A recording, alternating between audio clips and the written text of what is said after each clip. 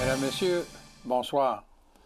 En ce début du mois d'avril, j'ai le plaisir de recevoir quelqu'un qui va venir nous parler d'une activité qui est de plus en plus populaire, mais qui est déjà très populaire au Québec, des parties de sucre. Et j'ai le plaisir d'avoir la coordonnatrice de Héritage Centre-Ville à mes côtés. Bonsoir, Cassie. Bonsoir, Pierre. Cassie Lachance, la coordonnatrice. Donc, cette année, vous allez avoir, je pense que c'est la 3e édition oui, de la cabane à sucre. Oui. Et là, c'est samedi qui vient, là, le 6. Oui, ce samedi, là, au centre-ville de Thetford. Bon. Au cours des 2 dernières années, en tout cas, je me souviens de t'avoir reçu, puis tu m'avais dit que ça avait été un succès. Oui. Donc, c'est pas une surprise que la 3e édition. Non, c'est ça attire à peu près combien de monde? Je te dirais, depuis la première édition, en 2016, c'est environ 2000-2500 participants là, qui viennent durant la journée là, à notre événement, oui. Oui, parce que là, c'est confiné sur de quelle heure à quelle heure? Pour cette année, ça va être de midi à 18 h sur la Notre-Dame-Ouest. Sur la rue Notre-Dame-Ouest. Ça, Notre-Dame-Ouest, là, on est rendu sur le bord de l'Hôtel de Ville. Est-ce que c'est devant l'Hôtel de Ville, les activités? C'est la portion là, entre Saint-Joseph et Pionce, donc plus en face Sept-Lac-Ouy, Jean Coutu, oui, exactement. En face de la présidente, autrement dit. Oui, c'est ça, tout près de la présidente. Est-ce qu'il y a des coûts pour les gens? L'activité est gratuite en soi, donc l'accès là, vraiment au site est entièrement gratuit. Les activités qui sont offertes sur le site aussi. Ce qui est payant, c'est si les gens veulent manger, déguster de la tire ou encore consommer là, des boissons là, qui vont être au bar pour les 18 ans et plus, bien évidemment. C'est vraiment là, la portion alimentaire qui est payante, mais sinon, toutes les activités, spectacles, animations là, durant la journée, c'est entièrement gratuit. Bon, ben allons-y avec la programmation. Oui. Qu'est-ce qu'il va y avoir samedi, là? Donc, le site rouvre à midi. Les gens sont invités, bien évidemment, là, à venir dîner avec nous. Les restaurateurs du centre-ville vont être présents pour la grande majorité là, dans des cabanes en bois. Oui, là, les petites cabanes qu'on est quand même habitués de voir là, dans différents événements. Donc, c'est ça, les gens peuvent venir prendre des bouchées. Appalache Nature va être là aussi pour faire déguster de la tire d'érable durant toute la journée. Il va y avoir des jeux gonflables pour les enfants. Il va y avoir une calèche avec des chevaux pour les gens qui décident de faire des tours de calèche. Il va y avoir des mascottes sur place. Il va y avoir des jeux aussi, des petits jeux de bûcherons là, qu'on appelle là, des petits concours de bûcherons pour les tout-petits. Tir de la hache sur cible. Pas des vraies haches, là, je vous rassure. C'est vraiment des petites haches là, qui ont été confectionnées pour l'occasion. Rien de dangereux. Lancer de la bûche aussi pour les enfants. Donc, plein d'animations là, durant toute la journée. Puis, on a deux spectacles aussi de musique, là, un à 13 h, un à 15 h. Donc, à 13 h, on va avoir le duo Steven et Steven, là, qui sont bien populaires là, ici à Thetford, qui viennent souvent faire des spectacles. Puis, à 15 h, on va avoir un groupe qui s'appelle Mech 12, qui sont aussi bien en vue là, au Québec. Là, leur musique joue partout sur les radios. Là, un groupe bien aimé aussi. Là. Et vous vous attendez, tu me parlais de 2000-2500. Ouais. J'imagine que tu t'attends pas à moins que ça. Non, pas moins que ça. Là, chaque année, là, on voit que c'est un véritable succès pour cet événement-là. Puis, ça tend à avoir encore plus de participants année après année. Donc, on espère là, que les gens seront présents. Oui. C'est une activité familiale, ça? Oui, là. Absolument. Pour toute la famille. Amenez vos enfants. Allez-y avec vos amis aussi. Là, c'est vraiment une belle activité, une belle journée. Bien, je le disais en l'entrée, comme intro, à l'entrée d'émission, les parties de sucre, nous, au Québec, au mois d'avril, ça fait partie de nos traditions. Oui, absolument. Donc, c'est un peu à partir de ça que vous autres, Héritage Centre-Ville, vous avez décidé de faire une partie de sucre. Oui, absolument. C'était un peu dans l'optique là, de vraiment célébrer aussi l'arrivée du printemps. C'était une plage horaire où on n'avait pas vraiment d'événements. Nos événements étaient plus concentrés durant la période estivale. Donc, on a décidé de créer cette activité-là il y a 3 ans là, pour rajouter au calendrier, finalement, là, des événements au centre-ville. Cassie, quand on dit que Héritage Centre-Ville vise la promotion, vise à mieux faire connaître le centre-ville, cette activité-là cadre très bien. Oui, là. Oui, absolument. Un peu comme la fête des cousins à la mi-juillet. Puis vous êtes partie prenante de la fête des cousins aussi. On est organisateur aussi là, de la fête des cousins. Bien évidemment, plein de bénévoles qui s'ajoutent à nous là, pour l'organisation de ces activités-là. Là, c'est pas quelque chose que je serais capable de faire seule, par exemple. Oui, hein, parce que t'es tout seul avec toi-même. Oui, c'est ça. Donc, j'ai quand même un bon support là, de mon conseil d'administration, puis c'est ça, d'un groupe de bénévoles là, qu'on garde tout près de nous là, pour organiser là, nos activités. Ouais. Donc, on rappelle que c'est samedi, là. Ce samedi 6 avril, sur la rue Notre-Dame-Ouest, donc la portion là, en face de Sept-Lac-Ouimode, de midi à 18 h. De midi à 18 h. Tu me disais juste un peu avant le début de l'émission que pour la toute première fois cette année, là, en 2019, Héritage Centre-Ville a adhéré à un organisme, est-ce que c'est un organisme fédéral ou provincial qui s'appelle... Bon, je vais regarder comme il faut. Fondation Rue Principale. Oui, c'est provincial. C'est provincial. Oui, au Québec. Et qu'est-ce que c'est Fondation Rue Principale? Rue Principale, en fait, c'est des professionnels qui sont vraiment spécialisés dans la revitalisation des centres-villes. Donc, ils offrent de l'accompagnement, ils offrent des formations, puis un réseau de d'autres villes et municipalités là, qui ont fait appel là, à eux pour revitaliser, revamper leur centre-ville. Qu'on parle au niveau de l'aménagement physique, qu'on parle de l'animation, de la promotion, que ce soit d'élaborer un plan d'action pour vraiment là, revitaliser les centres-villes. Là, eux sont là, pour nous accompagner, nous former un petit peu à travers ça. Puis, on bénéficie d'un réseau là, de gens là, qui ont fait appel à eux. Là. Et ça existe depuis combien d'années, cette Fondation Rue Principale? Fondation Rue Principale existe depuis 35 ans, depuis 1984. Ah, bon. Oui, donc ça date pas d'hier. Oui.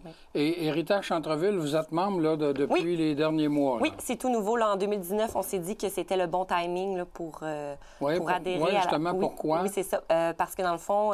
Pour ce que tu viens de me dire, parce qu'ils peuvent vous donner des... C'est ça. Et eux, ils peuvent nous aider, là, nous outiller justement à développer encore plus au niveau du centre-ville.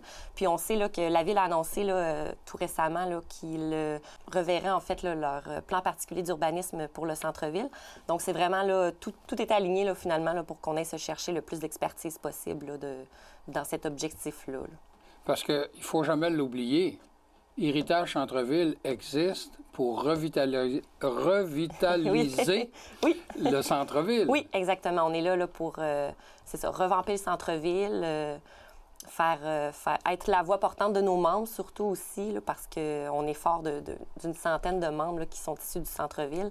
Donc, faire valoir leurs intérêts, puis c'est ça, veiller au bon développement du centre-ville, autant au niveau commercial, autant au niveau de l'aménagement, autant au niveau des activités, de la promotion. Donc, on est là pour ça. Le territoire du centre-ville, là, parce qu'il ne faut pas juste penser que c'est ici, à partir de l'église, jusqu'au bout de la rue Notre-Dame. Non, c'est beaucoup plus vaste. C'est un territoire qui est beaucoup plus vaste, oui, hein? Oui, ça part, là, je te dirais, si on se donne des petits points précis, ça part vraiment du club de golf à la rue Pionze, à la Station des Arts. Puis après ça, on va dire que ça va du studio-théâtre Paul Hébert, la rue Saint-Alphonse, à environ la Bourgade. Donc, à la hauteur de la Bourgade. Alors, ça fait un grand quadrilatère, oui, ça? Oui, un grand... Et tu me dis que vous avez une centaine de membres. Oui, exactement. Donc, des gens là, tous issus du centre-ville, des commerces, des professionnels, des organismes aussi à but non lucratif, des résidents aussi qui sont membres chez nous parce qu'ils croient en la mission d'Héritage Centre-Ville puis qui veulent participer, c'est ça, à la revitalisation de leur milieu. Donc, oui. Et là, toi, tu travailles à temps plein, mais tu es seul, là. Oui, moi, je suis seul avec toi-même. Oui, oui, seul employé là, de l'organisme pour le moment. Et c'est du 12 mois? C'est du 12 mois par année, absolument. Oui. Puis des fois, c'est 24 en 12.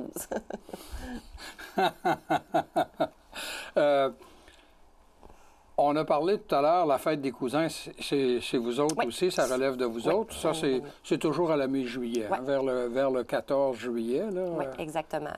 À la fête, normalement, on essaie de se rattacher un peu à la fête des Français qui est autour de ça. Oui, c'est le 14 juillet, les Français. Oui, exactement. Donc, ça tombe là, toujours pour nous. C'est un vendredi qu'on fait l'événement normalement. Donc, dans les années précédentes, ça tombait toujours des 12-13 juillet. Là. Oui.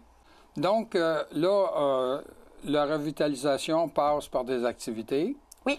Puis il y a aussi, durant l'été, l'exposition des voitures antiques. En juin, là, qui se passe. Ça, pas nécessairement votre activité. Oui, c'est une de nos activités aussi, mais qui est menée là, surtout par un bénévole qui est là depuis plusieurs années, là, M. Marc Bolduc, qui est connu aussi là, dans le Club des voitures antiques. Donc, Marc est là, mais ça a toujours été une activité là, supportée par Héritage Centre-Ville quand même. Là. Ah bon. Oui. Alors, je reviens à la Fondation Rue Principale. Bon, vous avez décidé d'adhérer cette année, puis ça tombe bien, justement, tu l'as dit, la Ville de Thetford a pris la décision de faire une étude par des spécialistes qui vont faire des recommandations aussi. On dit le PPU, là, mais Plan particulier d'urbanisme. Oui, c'est ça. La Ville a décidé là, de revoir finalement là, son plan particulier d'urbanisme qui était quand même dû là, pour être renouvelé. Là, ça datait de plus de 30 ans, spécifiquement pour le centre-ville. Donc, avec ça, on va pouvoir mettre des balises, finalement, là, si on veut, là, pour les prochains investissements à faire au centre-ville. Même si c'est la Ville qui est, disons, le maître d'œuvre, là, le payant, là, le payeur de... Héritage Centre-Ville, j'imagine que vous avez des intérêts dans ça, vous autres? Oui, absolument. Ça tombe en plein dans notre mission, si on veut. Donc, nous, on va être partie prenante, là, finalement, là, du comité qui va être créé autour de ça. Puis, c'est sûr qu'on va faire valoir les intérêts de nos membres, principalement, puis de bien veiller, là, finalement, aux intérêts des gens qu'on représente, puis d'aller dans la même direction, tout le monde ensemble. Quand on parle d'un plan particulier d'urbanisme, concrètement, ça veut dire quoi, là? Qu'est-ce qui pourrait arriver au centre-ville? Qu'est-ce que l'organisme qui a été retenu? J'imagine que ce sont des urbanistes. Oui, c'est une firme là, spécialisée qui va en fait, là, ça peut toucher à tout, la revitalisation, donc ça peut toucher à l'aménagement paysager, au bâtiment, au patrimoine, à l'animation du centre-ville. Donc, vraiment, tout ça, eux vont vraiment nous donner les directions à prendre pour, c'est ça, éventuellement là, faire des investissements là, qui vont permettre de revitaliser le centre-ville. Et là, on a déjà un atout, mis à part les activités qu'on a mentionnées, là, on a le KB3 là, qui est au centre-ville. Oui, absolument, qui est un pôle touristique super intéressant. Ça, c'est sûr que c'est un acteur majeur. J'imagine que la firme d'urbanisme va en tenir compte. Oui, absolument. C'est sûr que toute une étude va être faite là, sur tout ce qui... Mais concrètement, qu'est-ce qui pourrait arriver? Qu'est-ce qu'ils pourraient recommander? Je te donne un exemple, là, parce que je ne connais pas ça du tout. Là. Il n'y a pas beaucoup d'espace libre au centre-ville. Mais il y en a un bel espace là, au coin de Pionce puis Notre-Dame. Hein? Il y a de biais avec la Station des Arts. C'est en tout cas, pour moi, ça m'apparaît être un terrain intéressant. Oui, absolument. Est-ce que ça pourrait aller jusqu'à dire, nous, dans le nouveau plan particulier d'urbanisme qu'on va avoir à la ville de Thetford, il pourrait arriver et dire, on ne peut pas construire n'importe quoi, là. Oui, absolument. Puis n'importe comment. Absolument. C'est tout ça, en fait. C'est vraiment eux les spécialistes au niveau de l'urbanisme. Donc, il y a des architectes, il y a plusieurs vraiment spécialistes au niveau là, du patrimoine bâti du centre-ville. Donc, eux vont pouvoir émettre là, certaines recommandations là, justement sur des nouveaux bâtiments à construire ou des choses à éviter. Oui, ça peut aller jusque-là. Là. Au centre-ville de Thetford, disons que les bâtiments patrimoniaux, on les retrouve dans ce secteur-là. Oui, oui, oui. Est-ce que ça pourrait aller jusqu'à dire il va falloir non seulement les préserver, mais il va falloir les améliorer? Oui. Et les autres qui vont vouloir faire des rénovations, des réaménagements, vous devrez tenir compte de tels aspects, tout ça. Ça peut aller jusque-là. Oui, jusque-là. Il faut savoir qu'il y a déjà des choses qui existent aussi au niveau de l'urbanisme là, ici. Là, donc, tout n'est pas à revoir et à refaire, là, mais ça peut aller, ça peut aller dans certaines recommandations comme ça. Là. Est-ce que c'est pour ça qu'on dit plan particulier? Parce que la ville de Thetford a un programme d'urbanisme depuis... moi, j'étais journaliste à Thetford là, dans les années 90, puis il y en avait un. Oui, oui, oui. Donc, quand on dit plan particulier, c'est parce que là, on spécifique au territoire qu'on a mentionné tout à l'heure. Exactement. Et est-ce que ça peut être avantageux aussi pour les gens qui sont déjà en place? Est-ce que ça peut amener une aide financière pour certaines personnes qui voudraient remettre, relooker son établissement qui est dit patrimonial? Ben là, c'est ça, je ne pourrais pas m'avancer là, à savoir s'il y aurait de l'aide financière supplémentaire là, qui pourrait être attribuée ou non. Il y a déjà des choses qui existent aussi, il faut le savoir, mais ça peut faire partie d'un tout, là, oui, en effet. Là. Oui, parce que la ville de Thetford a un programme à un moment donné pour les rénovations de façade. Les rénovations de façade, exactement. Oui, exactement. Et nous, ici, au centre communautaire, on est dans un édifice patrimonial. Oui, c'est ça, absolument. Et on avait fait des démarches pour apprendre que le programme est tellement populaire qu'ils n'ont pas le temps de dire que le programme est en fonction. Que les fonds sont déjà tous distribués. Ça, donc, on s'en rend compte aussi au centre-ville. Il y a certains bâtiments qui ont gardé le cachet. Oui, absolument. Je prends juste, par exemple, chez Mérose. Oui. Quand tu rentres là, c'est... Ah oui, c'est unique. C'est une ambiance vraiment unique, particulière. Alors, Charles, il a su garder, ou je ne sais pas si c'est de son initiative, d'après moi, oui, ou s'il a été obligé, selon certains paramètres, ça, je ne le sais pas. Mais ça peut faire partie du plan particulier d'urbanisme. Oui, absolument. Et le dernier, il date d'une trentaine d'années, tu disais? De plus de 30 ans environ, là, oui. Donc, c'est une bonne chose, finalement, là, que ce soit revu. Oui. Les bureaux de Héritage Centre-Ville, vous êtes au centre-ville, c'est par définition. Oui, en plein cœur du centre-ville, oui. Oui, vous êtes dans le E2RT. Oui, à l'espace entrepreneuriat région de Thetford, là, depuis l'an passé. Donc, oui. Vous êtes dans l'ancienne Caisse populaire. Oui, si on veut. Puis encore là, ils ont gardé des cachets à un moment donné. Oui, ça a été un peu remanié là, pour le nouveau, la nouvelle mission finalement de l'entreprise qui est là, l'organisation qui est là. Mais oui, ça a gardé son cachet là, à l'extérieur, architectural puis patrimonial. Cassie, j'aimerais ça savoir, moi, tu me dis, je travaille là, moi, même des fois du 24-12, là, mais là, on a parlé de la cabane à sucre, on a parlé de... qui s'en vient, là, samedi. Ce samedi. On a parlé de la fête des cousins, on a parlé de l'exposition des voitures antiques. C'est quoi qui t'occupe aussi pour revitaliser, puis intéresser les gens à revenir au centre-ville? Je te dirais qu'une de nos priorités, là, dans l'année à venir, finalement, là, ça va être de se concentrer aussi sur le développement commercial. Okay. Donc, c'est un aspect très important de la revitalisation du centre-ville. C'est beau avoir des activités, des événements, mais il faut s'assurer qu'au niveau commercial, ça aille bien pour nos membres, que les boutiques, les restaurants fassent leur chiffre finalement, puis que tout le monde en retire un avantage. Là. Donc, ça va être une grande priorité pour nous. OK. Et la ville de Thetford a déjà eu, c'était Mme Lacombe, Suzanne Lacombe, qui est la directrice générale de la Chambre de commerce aujourd'hui. Mais elle a déjà été directrice, elle, du secteur, je ne sais plus c'était quoi son titre, là, mais c'était pour le développement commercial aussi. Oui, tout à fait. Tout à fait. Puis Suzanne, Mme Lacombe, en fait, on a la chance de l'avoir sur notre conseil d'administration aussi. Là, donc, oui, parce que la Chambre de commerce, comme par hasard, est dans le E2RT. Oui, c'est ça. On est tous prêts. Elle est au centre-ville, Suzanne. Et tu dis, elle siège au conseil d'administration. Oui, absolument. Bon, alors, nommons donc les autres. Là, tantôt, on a fait allusion au fait que la présidente, c'est Mme Margot Setlaqui. Donc, Mme Margot Setlaqui, qui est présidente de Setlaqui Mode et présidente d'Héritage Centre-Ville aussi. On a M. David Poulain, qui est vice-président. On a M. Éric Terrien, qui est trésorier, qui vient de Desjardins. On a M. François Gamache aussi, qui est là depuis le tout début, là, qui est un des membres fondateurs, de l'organisme, qui est secrétaire là, cette année avec nous. On a Mme Suzanne Lacombe, on a Mme Guylaine Gravel d'Optométrie Gravel. Oui. On a M. Stéphane Ferland de chez Numérique.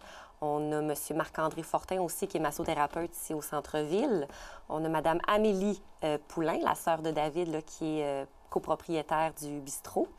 On a Gina Turgeon, donc directrice de l'urbanisme, qui siège aussi là, sur notre conseil d'administration. On a Mme Jacqueline Garis du Musée minéralogique. Puis, on a M. Adam Pratry aussi là, comme conseiller. Là, oui, oui, qui est Adam, avec nous. c'est son quartier Oui, ici, c'est pas ça, mal, c'est son Adam. secteur. En tout cas, une partie, oui. Oui, exactement. Puis, on a Maryse Plante aussi du Maudit français là, qui est là avec nous. Ah, mais vous avez... c'est un bon conseil d'administration. Ah, oui, un gros conseil. Bien, là, je ne les ai pas comptés, mais j'aurais dû les compter. Mais 13 administrateurs. Ah bon, c'est pour dire une bonne douzaine. Oui, c'est ça, exactement. 13. Donc, quand tu dis que tu n'es pas tout seul... Non, c'est ça. Tous ces gens-là sont là pour m'appuyer. Ils ont tous un point de vue super intéressant, là, que ce soit au niveau, tu sais, Maryse qui est restaurateur, Stéphane, David qui sont employés, travailleurs du centre-ville, Guylaine, Margot qui sont commerçantes, services professionnels aussi. Donc, tu sais, tout le monde apporte un point de vue, là, donc, qui amène une belle diversité. Oui, ouais. exactement, au sein du conseil. Là, ouais. Ça nous permet de prendre des décisions plus éclairées, puis c'est... Et dans ceux que tu as nommés, là, j'ai bien compris qu'il y a même la directrice du service de bonus de la ville de Thetford. Oui, Mme Gina Turgeon, là, qui est là avec nous aussi. Oui, c'est ça. Donc, autrement dit, vous avez un regard assez... global. Assez global, oui, absolument, absolument. Donc, que ce soit au niveau des réglementations aussi, il y a des choses auxquelles il faut adhérer. Donc, on a une belle diversité là, pour prendre les bonnes décisions pour le centre-ville. Et toi, ça fait combien d'années que tu es là? Moi, ça fait depuis 2016, en fait. J'ai été la première employée là, à temps plein à être engagée au sein de l'organisme.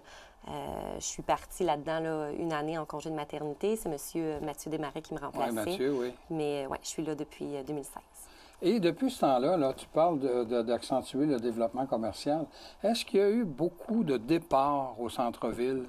Il me semble que pas beaucoup, moi. Non, je te dirais que ça tend à s'équilibrer là, assez naturellement. Oui, c'est ça, à se stabiliser puis à se rééquilibrer assez naturellement. Là, si un commerce vient à partir, souvent le local va être loué ou le bâtiment acheté quelques temps après. Là, donc, ça s'équilibre assez naturellement. Oui, c'est assez stable. Là. Il y a Chemin Rose qui s'est agrandi, qui s'est un peu... Exactement. Depuis mon arrivée en 2016, là, on voit que ça tend vraiment à diminuer autant au niveau là, de la location des locaux que de la vente en tant que telle, là, des bâtiments. Là, ça tend vraiment à diminuer puis à se stabiliser. Est-ce qu'il y a des bâtiments qui sont encore libres? Oui, il y a des bâtiments, là, surtout sur la portion Notre-Dame-Est, là, qui sont encore disponibles. Donc, plein de beaux projets là, pour les gens là, qui auraient de l'intérêt là, à venir s'installer au centre-ville. Là, il y a encore de la place. Est-ce que les gens qui nous écoutent là, puis qui auraient peut-être un projet, là, tu viens de le dire, est-ce qu'ils ont un avantage à te contacter? Absolument, absolument. Moi, je peux les accompagner finalement là, pour trouver le local ou le bâtiment qui les convienne. On fait toujours ça, là, évidemment, avec les propriétaires ou les agents d'immeubles quand il y en a. Mais oui, ils sont invités à me contacter, là, ça c'est certain. Donc, on répète que ton bureau est situé à l'entreprise... Comment? Au E2RT. E2RT. Oui. Donc, dans l'ancienne Caisse populaire Saint-Alphonse. Exactement. Et le numéro de téléphone pour te rejoindre, c'est 88... 335-2981. 335-29... 81. 8 ans, mais c'est pas le numéro de la ville de Thetford. Oui, c'est le numéro de la ville, puis ça va tomber chez nous. Oui? Oui, exactement. La téléphoniste, elle va nous transférer. Absolument. Parce que là, quand tu viens de donner le numéro, moi, je le connais, ce numéro-là. Ça. J'ai tellement téléphoné souvent. 335-2981. Donc, autrement dit, vous payez pas vous n'avez pas de frais téléphoniques, vous autres? Non, pas pour le moment. C'est la ville. Oui, c'est ça. Je pense que la ville de Thetford vous offre une belle collaboration, puis même vous donne... oui, la plupart de nos subventions viennent de la ville. Sans eux, on ne pourrait pas avoir... en fait, l'organisme ne pourrait pas avoir d'employés, finalement, de ressources à temps plein. C'est vraiment une belle collaboration qu'on a de leur part, là, parce que il n'y aurait pas eu autant de développement dans les dernières années, puis de l'animation, puis de la promotion au centre-ville, là, si la ville n'avait pas été là, ça, c'est certain. Oui, puis d'autant plus que l'hôtel de ville est au centre-ville. Oui, c'est ça. Alors, parce que là, tu me parlais que vous aviez une centaine de membres, mais ça coûte combien par année, là, la cotisation? La cotisation est spécifique dépendamment là, de la nature, là, si c'est un service professionnel, si tu es situé sur la Notre-Dame-Ouest, c'est un autre tarif, si tu es un OBNL, c'est un autre tarif. Ça varie de 50 $ pour les OBNL à 385 $. Ah bon, OK. Ouais. Donc, Et ce qui vient combler, c'est la ville de Thetford. Oui, exactement. Est-ce que les activités que vous faites, ah ben non, elles sont gratuites, c'est vrai, je te pour dire, est-ce que vous financez avec les activités? On se finance un peu avec la vente d'alcool lorsqu'il y en a. Puis on va chercher beaucoup de partenaires aussi pour nos activités. C'est ça qui aide là, à ce qu'on ait finalement là, une petite retombée là, pour notre organisation. Là. OK, parce que rappelons-le, là, on a commencé à parler de la cabane à sucre qui va avoir lieu là, samedi, oui. là, samedi le 6 avril. Et il va y avoir un bar? Oui, il va y avoir un bar, évidemment, là, pour les 18 ans et plus, donc vente d'alcool, bière de microbrasserie. Et ça, les profits vont aller à Héritage ça, c'est entièrement Héritage OK. Centre-Ville. Là, à chacune de nos activités, finalement, là, quand on prend la décision d'installer un bar, les revenus reviennent là, à l'organisme. Ouais. Puis les petites cabanes, bien, il va y avoir les restaurateurs du centre-ville, mais là, eux autres, c'est à eux autres. Oui, ça, c'est leur profit à eux. Ça. Là, ça, on ne touche pas à ça, c'est certain. Bien, merci beaucoup, Cassie. Et rappelons que samedi, c'est la cabane à sucre, la 3e édition, samedi, de midi à 18h. C'est bien ça? Oui, sur la Notre-Dame-Ouest, donc on invite les gens là, à venir en grand nombre. Merci beaucoup, Cassie Lachance, coordonnatrice d'Héritage Centre-Ville. Et moi, je vous invite à nous revenir la semaine prochaine.